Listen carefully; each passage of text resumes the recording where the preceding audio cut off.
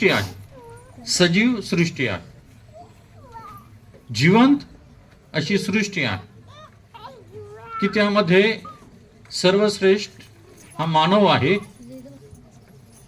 प्राणी आहेत, पशुपक्षी आहेत, जीव जंतू आहेत, वनस्पती आहे, नदीतील जलचर आहेत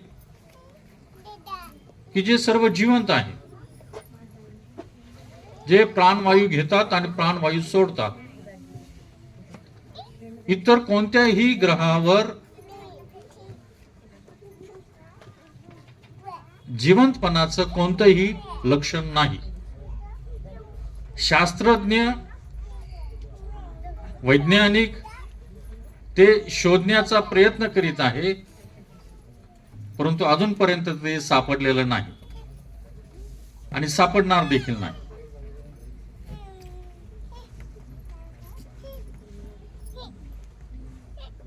येशू ख्रिस्ताचा जन्म, येशू ख्रिस्त की स्वतः देव पुत्र या नात्याने तो ह्या भूतलावर त्याने जन्म घेतला. देवाचं जे स्वरूप आहे, निर्माणकर्त्याचं जे स्वरूप आहे, ते त्रैक्य देव असं आम्ही समजतो, आपण समजतो. यहोवा देव, चालणारा प्रभू येशू ख्रिस्त आणि आज आम्हाला चालवणारा, आमचं रक्षण करणारा पवित्र आत्मा, या त्रैक देवावर आम्ही विश्वास ठेवत आहोत. आत्मा एकच आहे, व्यक्ती तीन आहेत. आणि या दिवसामध्ये पवित्र आत्मा आम्हाला चालवत आहे. आणि म्हणून येशू ख्रिस्ताचा जन्म म्हणजे स्वतः देव मनुष्य रूप धारण करून ह्या भूतलावर येणे, त्याचं स्मरण, ख्रिस्त जन्माचं स्मरण करण्याकरता आपण या ठिकाणी जमलेलो आहोत. काही ठिकाणी आपण पाहतो, आणि एवढंच नव्हे तर जे मेन लाईन चर्च आहे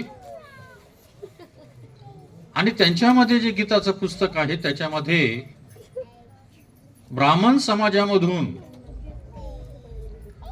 ज्यांनी प्रभू येशू ख्रिस्ताचा स्वीकार केला, ते म्हणजे नारायण वामन टिळक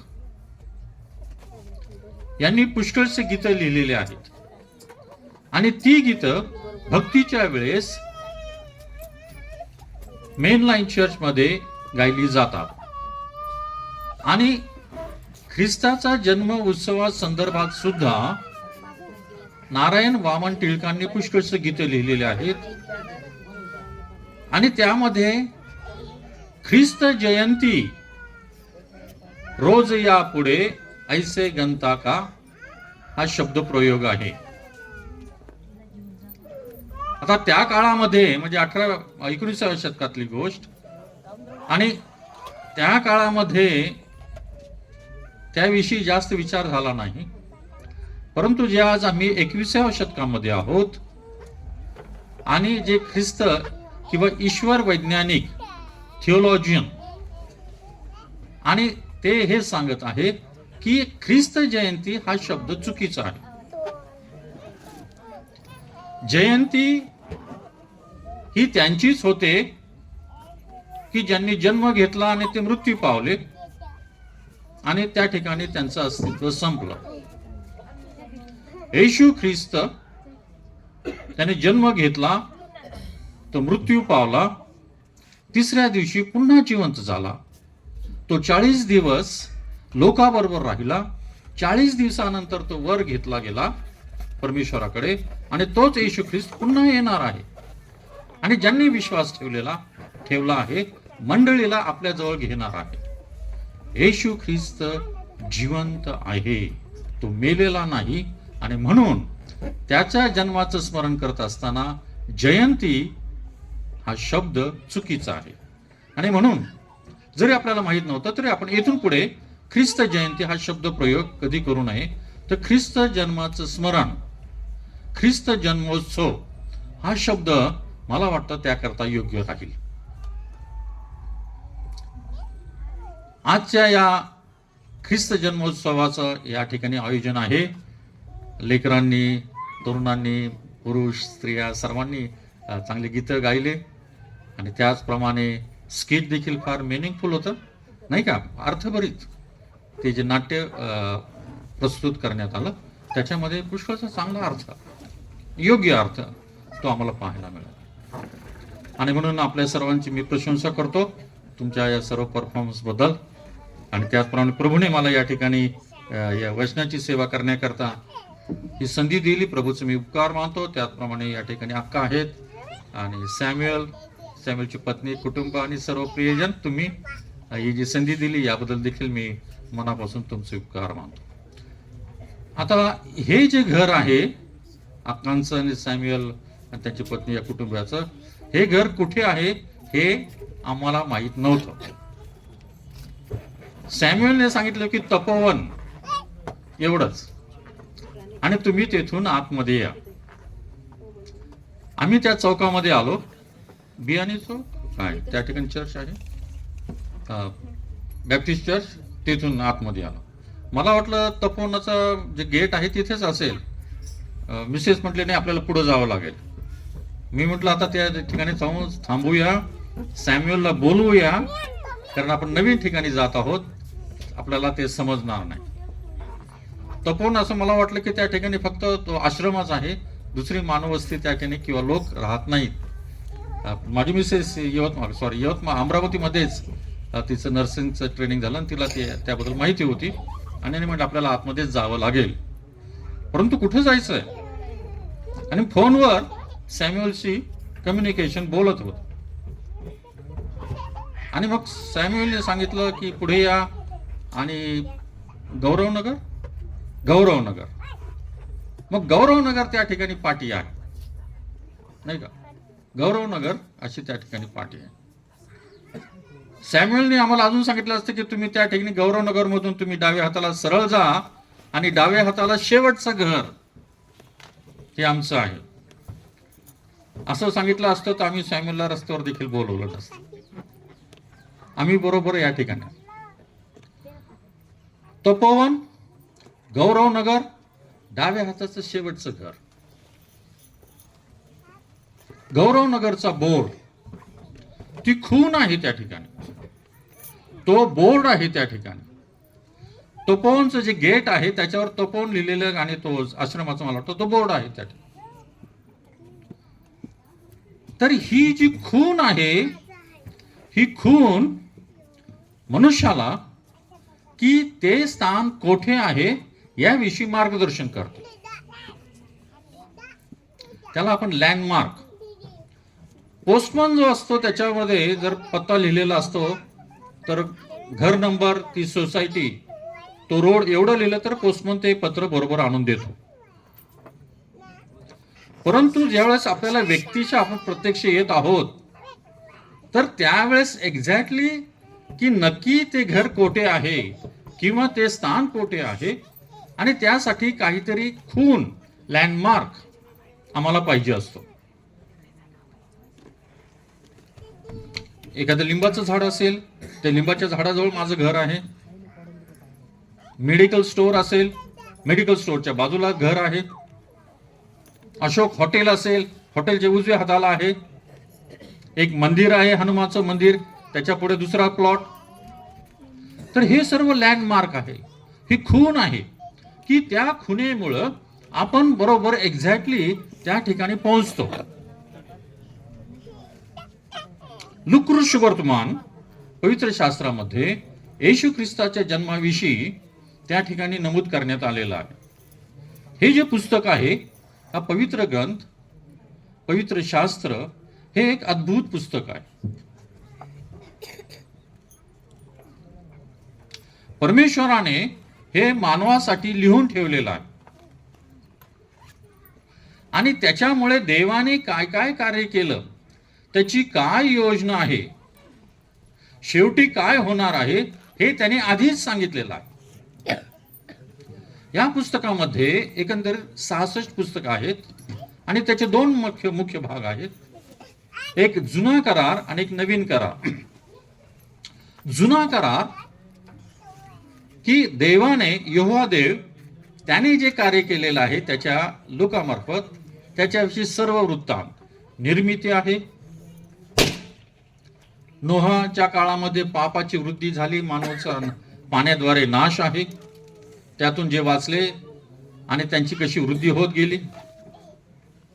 त्याच्यानंतर देवाने अब्रामाला बोलवलं, इसाक आणि याकोबाच्या द्वारे जे राष्ट्र निर्माण झालेलं आहे ते इस्रायल राष्ट्र आहे. आणि इस्रायल राष्ट्र हे आज आपल्या सर्वांना ठाऊक आहे, एकदम छोटं राष्ट्र, जास्तीत जास्त 45 किलोमीटर त्याची जर आपण बघितली एका टोकापासून दुसऱ्या टोकापर्यंत, इतकं छोटं राष्ट्र.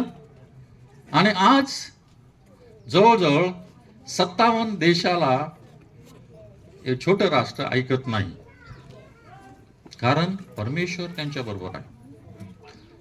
याकोबापासून हे राष्ट्र निर्माण करण्यात आलं. आणि हा सर्व इतिहासामध्ये दावीद जो राजा होऊन गेला, त्या दावीद राजाच्या घराण्यामध्ये देवाने त्याचा पुत्र येशू ख्रिस्त ह्या भूतलावर पाठवला.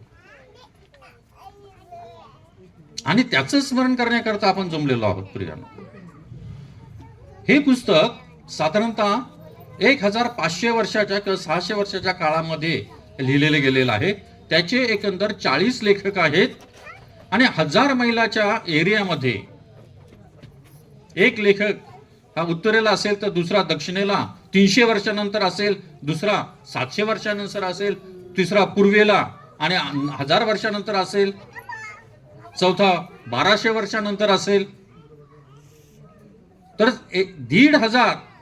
1500 वर्षाच्या काळामध्ये 1000च्या परिघामध्ये एरियामध्ये परमेश्वराने पवित्र आत्म्याने त्यांना जे सांगितलं ते त्यांनी लिहून ठेवलेलं आहे. हे ते पवित्र शास्त्र.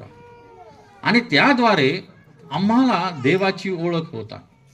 देवाने या पुस्तकाद्वारे, पवित्र ग्रंथाद्वारे आम्हाला त्याचा संपूर्ण इतिहास, एवढंच नव्हे तर मी सुरुवातीला सांगितलं की शेवटी काय होणार आहे हे आधीच त्याने सांगितलेलं आहे. आणि आता आपण शेवटाच्या जवळ आलेलो आहोत की इस्रायल हा जो देश किंवा हे जे राष्ट्र आहे, हे लोक, हा जो वंश आहे, हा येशू ख्रिस्ताला मानत नाही. तो यहुदी आहे. यहुदी वंशामधूनच परमेश्वराने यहुदी वंशाला निर्माण केला अब्रामाच्या द्वारे, आणि त्या वंशामध्ये येशू ख्रिस्ताला या भूतलावर पाठवलं. तो वंश येशू ख्रिस्ताला मानत नाही. त्याच वंशाने येशू ख्रिस्ताला वधस्तंभी खिळलं, त्याला मारलं. तो पुन्हा जिवंत झाला आणि तो पुन्हा येणार आहे. आणि तो वंश, इस्रायल राष्ट्र, आज देखील येशू ख्रिस्ताला मानत नाही. कारण जो जुना करार मी सांगितलं, याचे जो 2 भाग आहेत, हा अर्धा भाग, पहिला भाग हे इस्रायल लोकांचं बायबल आहे. आणि ते वाट पाहत आहे की असा राजा येईल, असं प्रशासन येईल की आम्हाला रोमन साम्राज्यामधून ती सुटका करतील. जेव्हा येशू ख्रिस्त आला त्यावेळेस येशू ख्रिस्ताने हातामध्ये तलवार घेतली नाही, भाला घेतला नाही, तर त्याने प्रेमाने सर्वांना जिंकलं.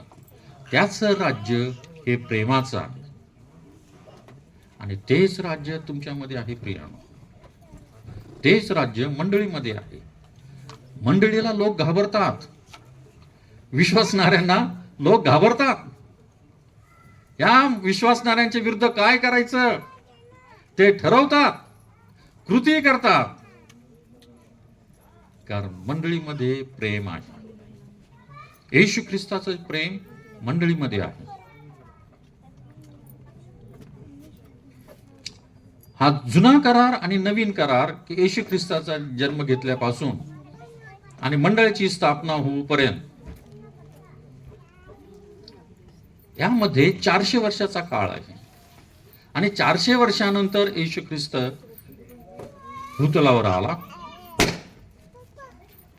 आणि तेथून पुढे ज्यांनी येशू ख्रिस्ताचा स्वीकार केला त्यांना ख्रिस्ती हे नाव देण्यात आलं, ख्रिश्चन.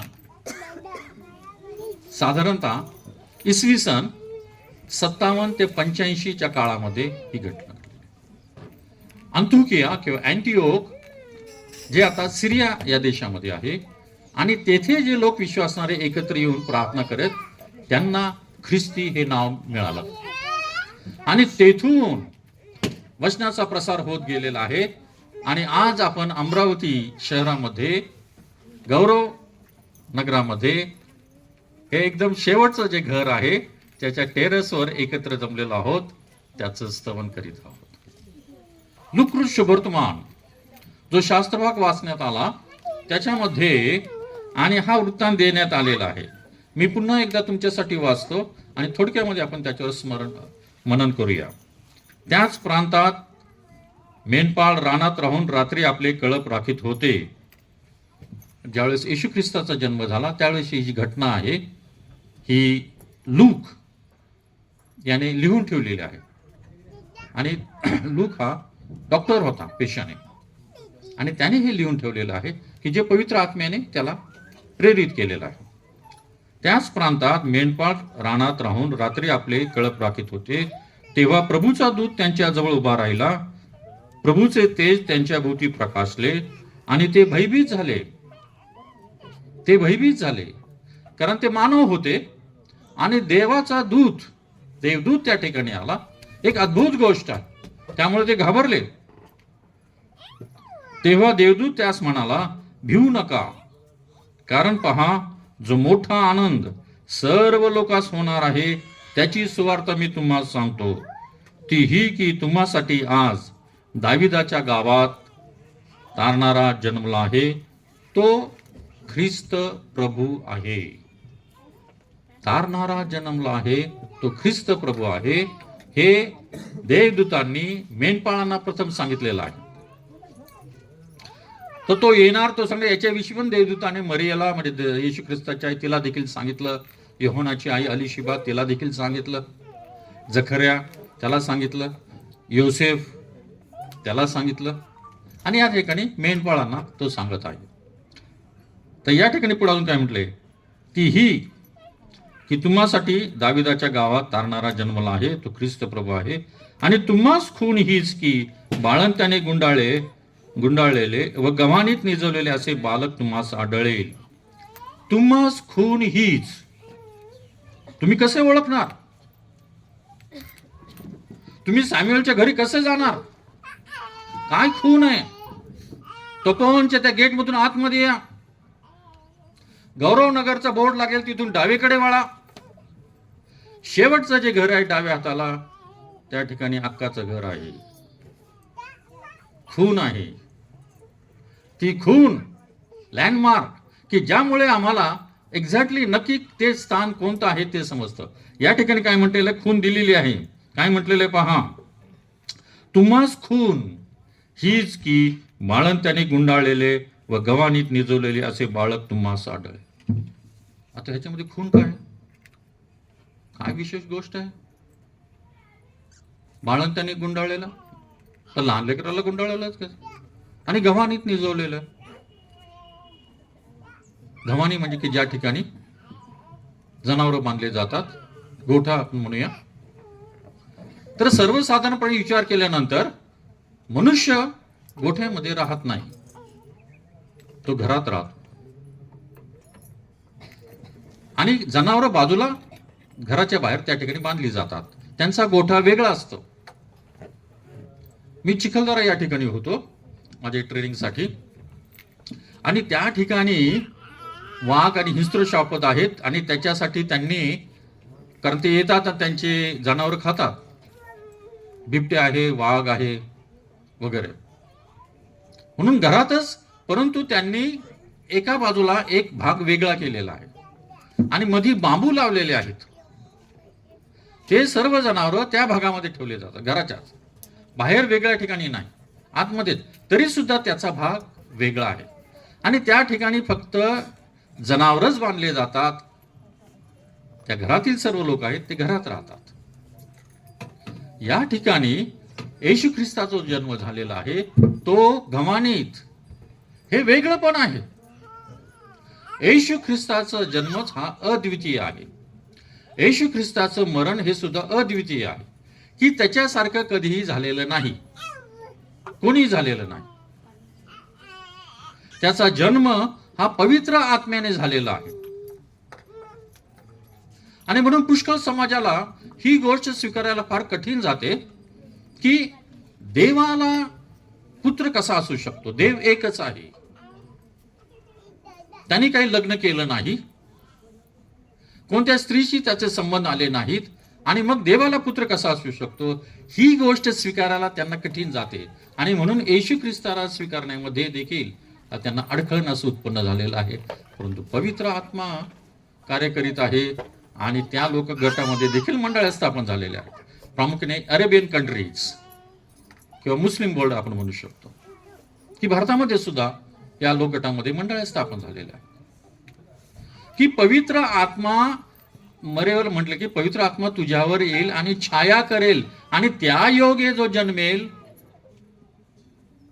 त्याचं नाव तू येशू ख्रिस्त ठेव, असं म्हटलेलं आहे. तर ही खून आहे की त्या ठिकाणी गव्हाणीत निजवलेले असे बाळक तुम्हाला आढळेल, की त्या गव्हाणीमध्ये निजवलेले बाळक, की त्या ठिकाणी देवाचं अस्तित्व आहे. ती गव्हाणी, आज ही गव्हाणी कोणती आहे? ती गव्हाणी म्हणजे आमचं अंतःकरण आहे. आमच्या अंतःकरणामध्ये येशू ख्रिस्ताने जन्म घेतलेला आहे. येशू ख्रिस्त आमच्या अंतःकरणामध्ये जन्म घेतो. आज आम्ही या ठिकाणी जमलेलो आहोत. आम्ही फक्त डान्स, गीत, गाणे ऐकण्याकरता नाही. आम्ही का आलेलो आहोत? जेवण आहे म्हणून आलेलो नाही, डेकोरेशन आहे म्हणून आम्ही आलेलो नाही, तर येशू ख्रिस्त आमच्या अंतःकरणामध्ये जन्म घेतलेला आहे. हालेलुया. येशू ख्रिस्ताने आमच्या अंतःकरणामध्ये जन्म घेतलेला आहे आणि त्याच्यावर विश्वास ठेवून आम्ही या ठिकाणी आलेलो आहोत. ती गव्हाणी आहे. मग जगाला खून कोणती? गव्हाणी म्हणजे ही जी खून आहे, गव्हाणीची खून आज सुद्धा आहे, आज सुद्धा गव्हाणी आहे. आणि ती गव्हाणी म्हणजे विश्वासणाऱ्यांचा समूह, मंडळी म्हटलं जातं, त्याला चर्च म्हटलं जातं. चर्च म्हणजे भिंत, टेरेस, दारं, खिडक्या, इमारत, ह्याला चर्च म्हणलं जात नाही. मोठमोठ्या शहरामध्ये, अमरावतीमध्ये देखील मोठमोठे चर्चेस आहेत, ते चर्च नाही. चर्च म्हणजे लोक, विश्वासणाऱ्यांचा समूह. मग ते झाडाकाठी भेटतील, नदी किनारे भेटतील, घरामध्ये भेटतील, मांडव टाकून या ठिकाणी एकत्र होतील, ती चर्च आहे, ती मंडळी आहे. आणि आज आमच्या अंतःकरणामध्ये जन्म घेतलेला आहे, तर ही गव्हाणी आहे आणि ते म्हणजे चर्च, मंडळी. ही मंडळी जिवंत आहे. येशू ख्रिस्त येऊन गेला, त्याला 2000 वर्ष झाले आणि ही मंडळी वाढत आहे. ही मंडळी वाढवू नये म्हणून सैतान, जे स्किट आम्ही बघितलं, ते सतत प्रयत्न करतो. मंडळीची वाढ थांबलेली नाही. 25 वर्षापूर्वी अकांना विचारा, 25 वर्षापूर्वी मंडळी होती का? नाही. परंतु ती आज आहे. यवतमाळमध्ये फक्त एकच मंडळी होती 25 वर्षापूर्वी. आज जवळजवळ 10 ते 15 मंडळी आहेत. हालेलुया. लोक विश्वास ठेवत आहे आणि हे जे विश्वासणारे आहेत, ही गव्हाणी आहे. आणि मंडळींची वाढ होत आहे, कारण तो जिवंत देव आहे, तो निर्माण करता आहे, तो पुन्हा येणार आहे, तो तारणारा आहे, पापामधून सोडवणारा आहे. मनुष्याची पापामधून सुटका व्हावी याकरताच तो या भूतलावर आलेला आहे. ती खून आहे. जी खून असते, जी लँडमार्क आहे, की ज्या त्या स्थळाजवळ आहे आणि त्याच्यामुळे ओळख होती, त्या ठिकाणी त्या स्थानाचं, त्या ठिकाणी व्यक्तींचं अस्तित्व आहे. आमचं लँडमार्क ही मंडळी आहे. तर मंडळीमध्ये प्रभू येशू ख्रिस्ताचं अस्तित्व आहे, देवाचं अस्तित्व आहे. हा लँडमार्क खून आणि प्रभू येशूला आम्ही वेगळं करू शकत नाही. मंडळी आणि प्रभू येशूला वेगळं करू शकत नाही. देवाचं वचन सांगतं कसल्या प्रकारचं संकट, त्रास, छळ, अडीअडचण आम्हाला प्रभू येशू ख्रिस्तापासून वेगळं करू शकत नाही. मग किती छळ होऊ द्या, किती छळ होऊ द्या, मारहाण होऊ द्या, देवाचं वचन हे प्रत्येकाच्या अंतःकरणामध्ये कार्य करतं. या दिवसामध्ये ही गोष्ट आम्ही पाहतो की विरोध होत आहे, छळ होत आहे, परंतु मंडळांची वाढ देखील होत आहे. आणि ही खून आहे प्रियांनो. गव्हाणीत निजवलेले बाळक, गव्हाणी म्हणजे तुम्ही आणि मी आहोत, तुमचं आणि माझं अंतःकरण आहे. आणि त्या ठिकाणी तो तारणारा जन्मला आहे. आणि मग असे झाले की देवदूत त्याचपासून स्वर्गास गेले. तेव्हा मेंढपाळ एकमेकास म्हणाले, चला आपण बेथलेहेमापर्यंत जाऊ, झालेली गोष्ट प्रभूने आपल्याला कळवली ती पाहू. आपण जाऊ आणि पाहू. जी गोष्ट सांगण्यात आलेली आहे, आपण जाऊ आणि पाहू. आपण जाऊ की प्रभू येशू ख्रिस्त कोण आहे आणि पाहू तो कसा आहे, तो काय करतो, तो कशासाठी या जगामध्ये आला. स्तोत्र संहिता 34:1 मध्ये म्हटल्याप्रमाणे परमेश्वर किती चांगला आहे याचा अनुभव घेऊन पहा. जो पुरुष, जी व्यक्ती त्यावर भाव ठेवते ती धन्य असं म्हटलेलं आहे. या आणि अनुभव घ्या, अनुभव घ्या. आम्ही सांगतो म्हणून नाही, परंतु स्वतः अनुभव घ्या की परमेश्वर किती चांगला आहे. दिल्लीमध्ये घडलेली घटना आहे. एक अतिशिक्षित, अतिश्रीमंत व्यापारी वर्गातील स्त्री,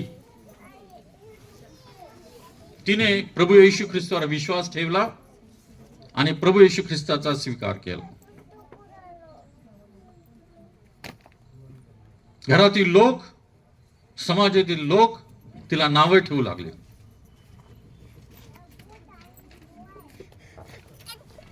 तू आपली संस्कृती विसरली, आपल्या देवाला विसरली.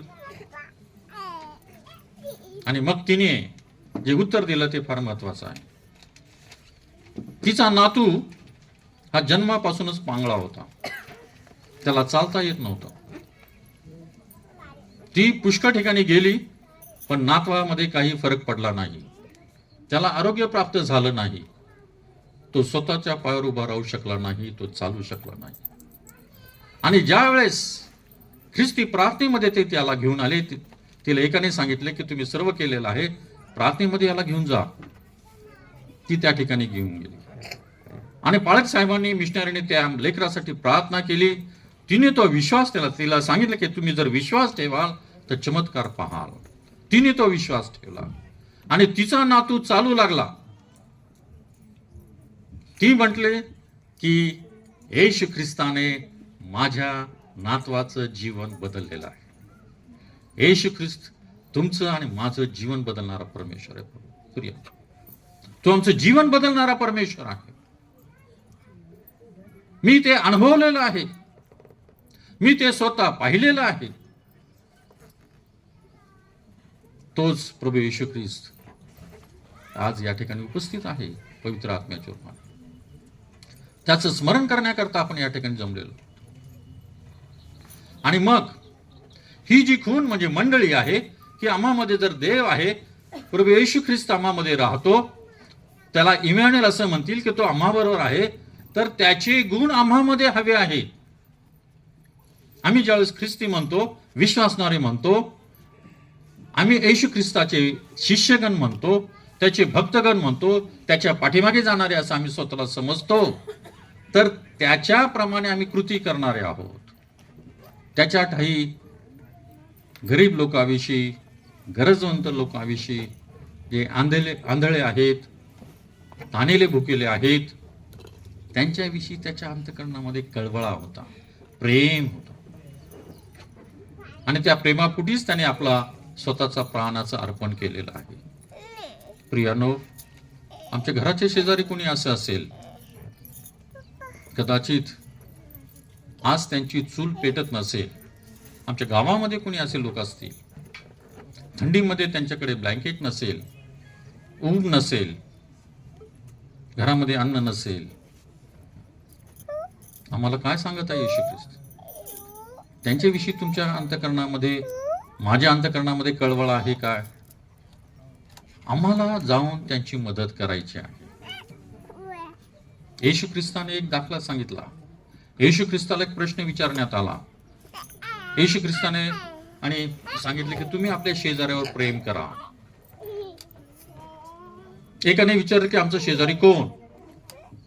आणि येशू ख्रिस्ताने त्या प्रश्नाचं उत्तर देत असताना एक गोष्ट सांगितली की एक वाट सुरू म्हणजे रस्त्याने चालला होता आणि जात असताना त्याला मारेकऱ्यांनी, चोरांनी लुटलं, त्याला मारलं आणि खड्ड्यात टाकून दिलं आणि त्याच्याकडे होतं नव्हतं त्या सर्व गोष्टी घेऊन ते पळून गेले. मग काही वेळाने एक दुसरी व्यक्ती त्या ठिकाणी जात होते. ते प्रामुख्याने धार्मिक कार्य करणारे. त्यांनी बघितलं की त्या ठिकाणी असहाय्य स्थितीमध्ये एक मनुष्य पडलेला, तो जखमी आहे, त्याला मदतीची गरज आहे, परंतु तो थांबला नाही, तो निघून गेला. दुसरा आला, तो देखील निघून गेला. तिसरा आला आणि तो त्याच्या जवळ गेला, त्याच्या जखमा त्याने पुसल्या, त्याने त्याला हॉस्पिटलमध्ये नेलं, त्यांनी त्याची मदत केली. मग येशू ख्रिस्ताने ही गोष्ट सांगितल्यानंतर त्या व्यक्तीला विचारलं, ज्याने प्रश्न विचारला की ह्या तिघापैकी त्या व्यक्तीचा जो जखमी झालेला आहे, जो गरजमध्ये, त्याचा शेजारी, त्याचा मित्र कोण? की ज्याने मदत केली तो शेजारी. शेजारी म्हणजे शेजारचं घर नाही. हे शेजारचं घर ही आमची जगिक व्याख्या आहे, परंतु बायबलची शेजारची व्याख्या की जे गरजवंत आहेत, अडीअडचणीमध्ये आहेत, दुःखामध्ये आहेत, त्यांची मदत करणे. जो त्यांची मदत करतो तो खरा शेजारी. मग आम्ही खरे शेजारी व्हावे का? आम्ही येशू ख्रिस्ताची शिकवणूक आमच्या जीवनामध्ये आणावी काय? ती प्रभूची इच्छा आहे.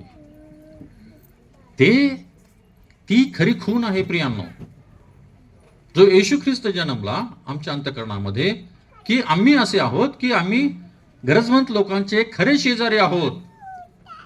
आणि जर आम्ही मदत करीत आहोत तरच आणि केवळ तरच आम्ही येशू ख्रिस्ताचे शिष्य आहोत. आणि ती खून आमच्यामध्ये आहे. आज मी कसा आहे, आज मी कशी आहे, याच्याविषयी आपण विचार करूया. आम्ही आनंद करत आहोत, आनंदाची गोष्ट आहे. संपूर्ण जग आनंद करतं. ख्रिसमस हा आता असा सण झाला की सर्व जग साजरं करतं, पण त्याचा मतित अर्थ पुष्कळ जणांना माहीत नाही.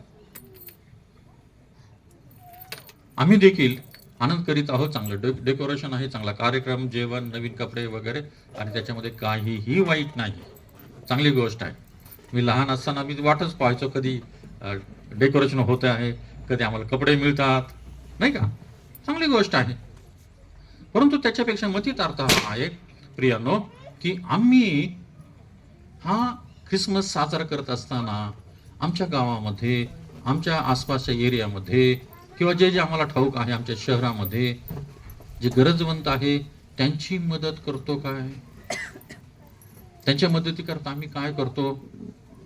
माझ्याकडे 10 पॅन्ट आहे, 10 शर्ट आहे, शूज आहेत 5, सगळं काय आहे, परंतु ज्यांना नाही त्यांना मी मदत करतो का? आमच्या कपाटामध्ये 20, 25, 30, 50 साड्या आहेत, पण ज्यांना कपडे नाहीत त्यांना मी ती साडी देते काय? आमच्या लेकरांना चांगलं उच्च शिक्षण आहे, आमच्याकडे पैसे आहेत, आम्ही त्यांना चांगल्या कॉलेजमध्ये ऍडमिशन घेऊ देतो, परंतु जे गरीब लेकर आहेत त्यांना पैशाविना ऍडमिशन मिळत नाही, त्यांच्यासाठी स्कॉलरशिप आम्ही सुरू करू शकतो काय? नाही का? लोक म्हणतात आम्हाला आरक्षण पाहिजे, आम्हाला आरक्षण पाहिजे, पण तेच आम्ही जर 5 जण एकत्र आलो आणि आम्ही फंड उभा केला तर आम्हाला आरक्षणाची गरज नाही. आम्हीच आमच्या लेकरांना ती स्कॉलरशिप देऊ, त्यांना मेडिकल इंजिनिअरिंगला पाठवू. ते मंडळीचं काम आहे प्रियानो, मंडळीचं काम आहे. आणि ती आपली खरी मंडळी आहे. आणि तो खरा येशू ख्रिस्ताचा जन्मोत्सव आहे. म्हणून ह्या वर्षाचा जन्मोत्सव आपण साजरा करत असताना आपण लक्षात ठेवूया की जी खूण आहे ते म्हणजे आमचं अंतःकरण आहे. त्या अंतःकरणामध्ये येशू ख्रिस्ताचा जन्म होणे आवश्यक आहे. आणि ज्यावेळेस येशू ख्रिस्ताचा जन्म होतो त्यावेळेस येशू ख्रिस्ताचा कळवळा आमच्या अंतःकरणामध्ये येतो आणि मग आम्ही इतरांसाठी चांगले शेजारी होत आहोत. मी इतरांसाठी कोण आहे हा प्रश्न आज आपण स्वतःला विचारूया. आपण डोळे झाकूया, इकडे तिकडे पाहणार नाही. आपण स्वतःचं परीक्षण करूया. मी कसा आहे, मी कशी आहे. मी माझ्या कुटुंबाचंच फक्त लक्ष देते काय, माझ्या लेकरांकडेच मी फक्त पाहतो काय, आमच्याकडे जे आहे त्याच्यामध्येच आम्ही समाधानी आहोत काय. इतरांना मदत करण्यासाठी माझे विचार काय आहेत. येशू ख्रिस्ताने माझ्या अंतःकरणामध्ये जन्म घेतला आहे का हा प्रश्न आज आपण स्वतःला विचारूया, दुसऱ्याला नाही. तो कसा आहे, ती कशी आहे ते नाही.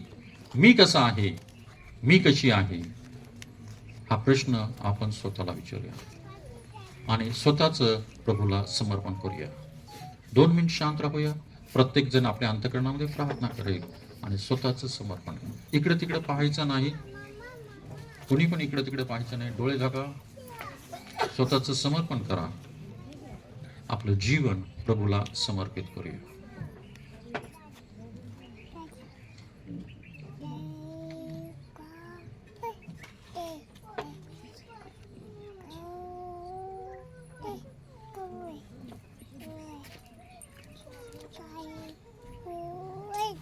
प्रभुराया,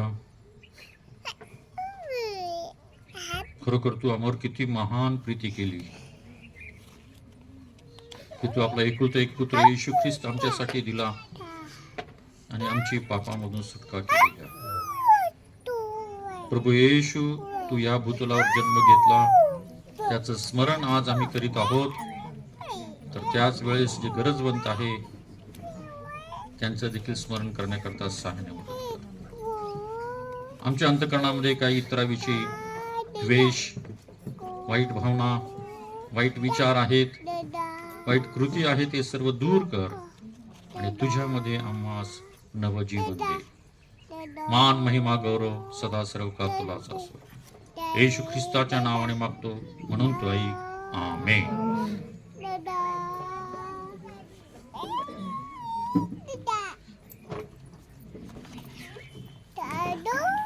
थँक्यू. खरोखर खूप सुंदर